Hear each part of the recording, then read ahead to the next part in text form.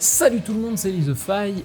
J'ai pas l'habitude du tout de faire ce genre de vidéo, mais j'avais envie. Du coup, voici une vidéo où je vais vous présenter un de mes hobbies et surtout vous en parler un petit peu. Ceux qui me suivent depuis pas mal de temps, parce que maintenant la chaîne a 10 ans, enfin pas cette chaîne-là, mais ça fait 10 ans que je fais des vidéos sur internet. Eh bien les gens qui me suivent depuis beaucoup de temps, ils savent que je sais jouer quelques instruments de musique. Quelques, ça fait 2. Bravo, super. Et dans ces instruments, il y a la guitare et le piano. Aujourd'hui, j'ai envie de vous parler de la guitare et de mon évolution avec cet instrument. D'ailleurs, coucou Reda qui est juste ici, c'est lui qui m'a donné envie de parler un peu de guitare finalement sur cette chaîne. Ça sera sûrement la seule vidéo là-dessus, mais au moins j'aurais parlé de ce que je voulais. J'ai commencé la guitare aussi en 2011. Comment je le sais ?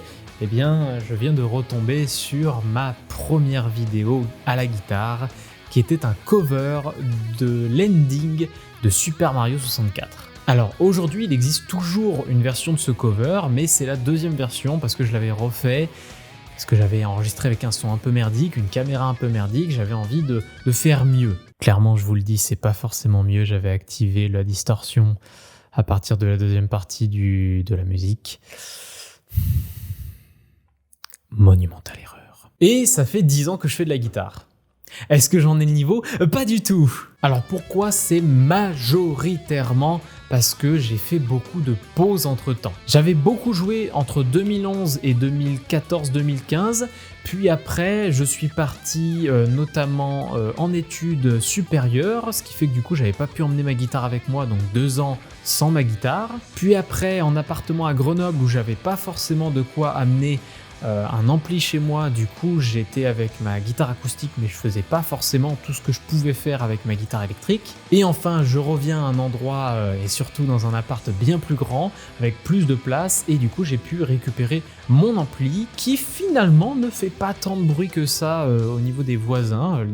Ça c'est cool, l'immeuble est bien isolé. Petite pensée aux gens qui ont une guitare électrique et qui ne peuvent pas utiliser leur ampli correctement. Bref, j'ai pas le niveau de quelqu'un qui a fait de la guitare depuis 10 ans, mais j'ai mon petit niveau comme ça, et il y a quelque chose d'assez bizarre, on va dire, dans ma manière de travailler les instruments de musique, le piano et la guitare. Je les ai appris, pour le coup, ce mot est un peu bizarre aujourd'hui, mais pour le coup c'est vraiment ça, en autodidacte. Pour vous donner une idée, le piano, j'ai appris le piano en regardant un gars appuyer avec ses doigts et j'ai refait la même chose. Pour vous dire à quel point vraiment j'avais appris aucune méthode, absolument pas. Mais avant le piano, il y avait eu la guitare, et la guitare c'est un de mes amis, The Walker, ceux qui me connaissent depuis longtemps le connaissent un petit peu, coucou à toi d'ailleurs, m'a passé une guitare entre les mains. J'ai commencé avec une Harley Benton Flying V. C'était une guitare qui a fait mes débuts et qui en vrai j'ai pas mal progressé rien qu'avec celle-là. Les cordes me sciaient les doigts, c'était pas possible, et pour le coup c'était pas que le fait que je sois débutant et que j'avais pas de cordes sur les doigts. Non, là vraiment les cordes étaient de mauvaise qualité. Et surtout le poids qui tombait en avant, la position Flying V qui est géniale pour commencer.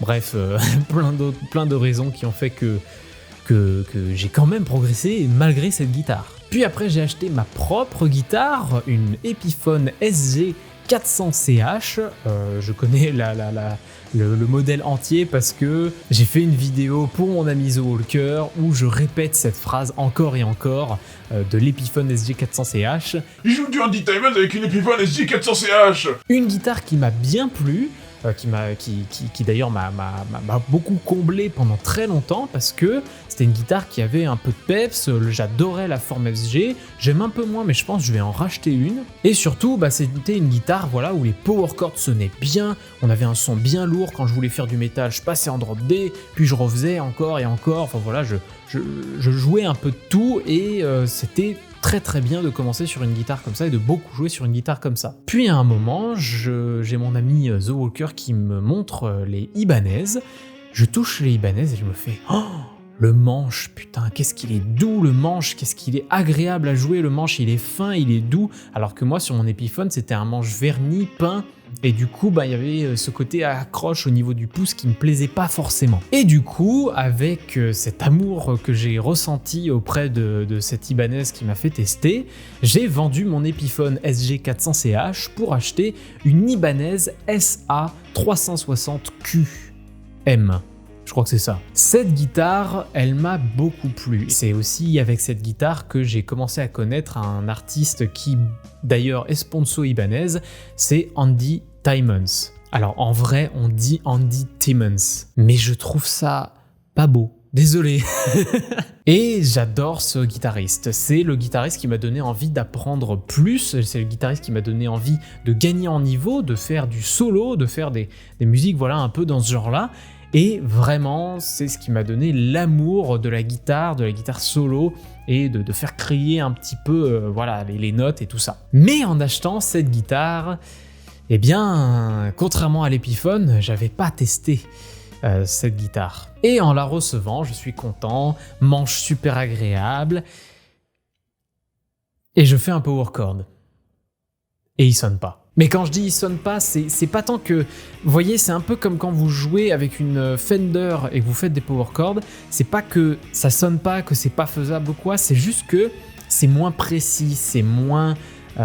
c'est moins brut de décoffrage, ça sort pas parfait quoi. C'est pas comme mon Epiphone que j'avais juste avant quoi. Et certains me diront, les strats c'est pas vraiment fait pour les power chords. Si tu veux du power chord bien lourd, bien puissant et surtout bien juste, il vaut mieux aller vers justement SG ou Les Paul. Mais moi j'aime pas les Les Paul et je voulais pas retourner sur une SG, surtout une SG qui n'avait pas un manche comme je le souhaitais. Donc je suis resté chez Ibanez pendant un bon moment et c'est d'ailleurs la guitare que j'ai le plus touchée, mais celle aussi où j'ai eu la grosse pause où je n'ai pas pu jouer pendant très longtemps. Arrivé dans cet appartement, je joue encore avec cette guitare et je me dis bon, y a un truc qui m'emmerde, c'est que je peux pas jouer des morceaux en drop D. Pour ceux qui savent pas, c'est un accordage différent qui permet de jouer des sons un peu plus lourds, et notamment des morceaux de métal ou des morceaux de hard rock tout court. Et pourquoi je ne pouvais pas? Parce que mon Ibanez avait un chevalet flottant. Donc je suis allé à mon magasin juste à côté de chez moi parce que en ce moment soutenez les magasins de musique, ils en ont besoin, ne commandez pas sur internet,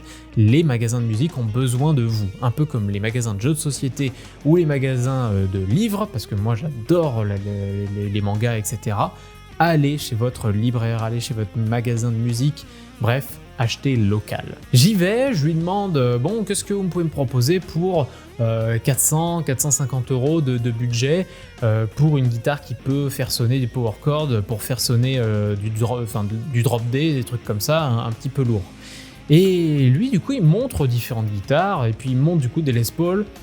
Et moi je lui dis ouais moi j'aime pas les Les Paul, j'aime pas les SG, j'aime pas voilà ce genre de trucs quoi. Enfin j'aime moins les SG qu'avant. Et puis il me montre du coup une Schecter, il me montre aussi une Jackson et après il me montre une Larry Carlton. C'est une nouvelle marque qui est arrivée en ce moment et c'est un peu le cœur de cette vidéo, c'est parce que j'ai craqué sur cette guitare. Mais le fin mot de l'histoire du coup c'est j'ai vendu mon Ibanez pour acheter celle-là. C'est très très con mais en fait ce qui se passe c'est que cette guitare que je vais vous montrer là, c'est une guitare qui n'est pas vraiment faite pour être jouée en drop D. Si j'avais acheté celle-là que pour du drop D, ça aurait fait très très bizarre. On sent que c'est une guitare qui peut être aussi proche de ce que j'adorais, à savoir du Andy Timmons ou du Andy Timmons, tout en ayant un côté très puissant, vous le verrez, je vous ferai écouter le son un petit peu du humbucker du chevalet qui sonne vraiment très puissant. C'est d'ailleurs assez étonnant pour une configuration comme ça, vous le verrez. Et donc je vends mon Ibanez, j'achète la Sire S7 de chez Larry Carlton et autant vous dire que je suis très conquis par cette guitare. Et je la prends de ce pas, voici la bête, voici la Larry Carlton Sire S7 de chez Larry Carlton, bref. Pour ceux qui ne connaissent pas Larry Carlton, c'est un guitariste de jazz. Vous allez me dire, mais du coup ça n'a aucun sens par rapport à ce que tu voulais. Eh bien, ça a peut-être des sonorités de jazz en clean, mais en disto, celui-là, là, il envoie lourd. Mais quand je dis il envoie lourd, c'est vraiment, j'ai été très bluffé. Moi, il y a un groupe que j'aime beaucoup jouer en accordage normal, puisque c'est comme ça qu'il s'accorde, c'est Crush 40. Alors en général, avec mes amis, je dis Crush 40, mais on est sur internet, j'aurais pu passer pour un gros con. C'est comme les gens qui disent Sum 41 ou Blink 182. Bref, ce micro-là, il envoie du sale et vous allez le voir tout à l'heure. Je suis pas un grand guitariste, je sais jouer quelques petites choses, j'essaie justement de m'y remettre, mais d'ailleurs avec ce gros trou où j'ai pas pu jouer, j'ai oublié beaucoup de morceaux que je connaissais avant. Cette guitare, pourquoi je vous en parle? C'est parce que c'est une marque qui vient à peine d'arriver en France, et quand je dis à peine, c'est il me semble il y a 1 an maximum quoi. Et ce qui m'a fait choisir cette guitare, c'est plusieurs aspects, mais majoritairement le manche. Le manche est hyper doux, c'est encore mieux qu'une Ibanez. Alors là, mon ami The Walker ouvre les yeux en mode « c'est impossible, voyons ». Eh bien, franchement, quand j'ai touché mon Ibanez et cette guitare-là, mon Ibanez, c'est pas forcément la plus chère du monde, hein, celle que j'avais avant, mais elle avait quand même un peu de galon, elle coûtait 450 €. C'était du milieu de gamme. Et ça, c'est vraiment un super manche. Un manche, du coup, en érable torréfié, je vous fais un petit peu la fiche tech. Manche en érable torréfié, le corps est en aune, les 3 micros sont des micros propriétaires qui ont été du coup supervisés par Larry Carlton et du coup Marcus Miller. Il faut savoir qu'en fait la marque vient beaucoup plus de Marcus Miller parce que c'est Marcus Miller qui est venu aller voir son ami Larry Carlton et lui a dit « Hey mec, tu veux pas faire une gamme de guitares et je supervise avec toi, ça peut être cool ». Et bah ces deux petits bonhommes, ils ont fait du bon travail quand même. La couleur en Sunburst, franchement, ça c'est un beau Sunburst parce qu'il y a beaucoup de guitares qu'on voit sur internet qui ont un Sunburst plutôt approximatif, on veut plutôt dire ça. Et un truc qui m'a beaucoup étonné, et je suis très étonné que ça ne gêne pas pour jouer, ce sont les touches qui ont été vernies. Alors, on aime ou on n'aime pas, ça brille un peu, hein, je sais pas si on va voir vraiment, mais du coup, les touches et même la tête est vernie, et du coup, on a un petit côté brillant qui vient. On aime ou on n'aime pas, moi au final j'aime bien, ça fait briller un peu toute la guitare et moi je trouve ça rend très très bien. Ensuite on a des mécaniques bloc cordes et du coup ça facilite l'installation des cordes. On a un sélecteur 5 positions, on a un bouton volume, un bouton tone et on a un chevalet flottant. Alors vous allez me dire mais du coup c'est complètement con, t'as finalement acheté une nouvelle guitare pour juste remplacer l'ancienne quoi, mais au final tu peux toujours pas jouer des morceaux de métal ou quoi que ce soit. Eh bien vous avez complètement raison. Et du coup, en ce moment, je me cherche une SG pas trop chère. Cette guitare est au prix de 550 €. Et autant vous dire que pour les finitions et pour le son qu'elle envoie, etc., je ne regrette absolument pas. Parce que clairement, la guitare vaut son prix et vaut même plus que ça. Quand j'entends certaines guitares qui coûtent beaucoup plus, je me dis que celle-là les vaut largement et je pense que les micro-propriétaires font beaucoup du fait que le prix que la guitare vaut son prix quoi. Je vais vous faire écouter un peu la guitare, je vais jouer un petit peu de manière un peu au hasard comme ça, on verra ce que je ferai et puis après je ferai un petit montage pour vous faire écouter un petit peu ce qu'elle a dans le ventre. Allez, c'est parti.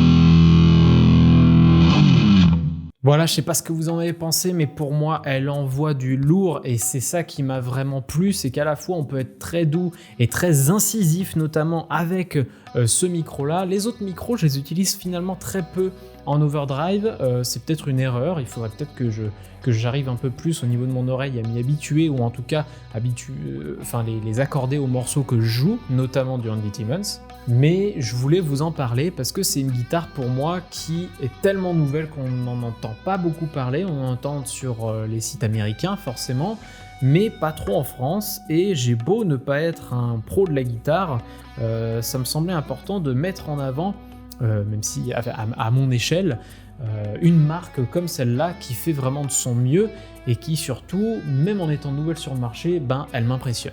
N'hésitez pas à vous abonner et activer la cloche si vous voulez soutenir un peu la chaîne, ça me fait grandement plaisir de parler d'un sujet un petit peu différent, même si j'adore mes autres thématiques, et c'est pour ça que je continue. J'espère que cette petite guitare vous a plu, moi j'adore jouer dessus maintenant, et même je progresse du coup parce que elle me donne envie de progresser. Le manche est tellement doux, tellement fin, tellement agréable à utiliser que du coup je shred beaucoup plus facilement.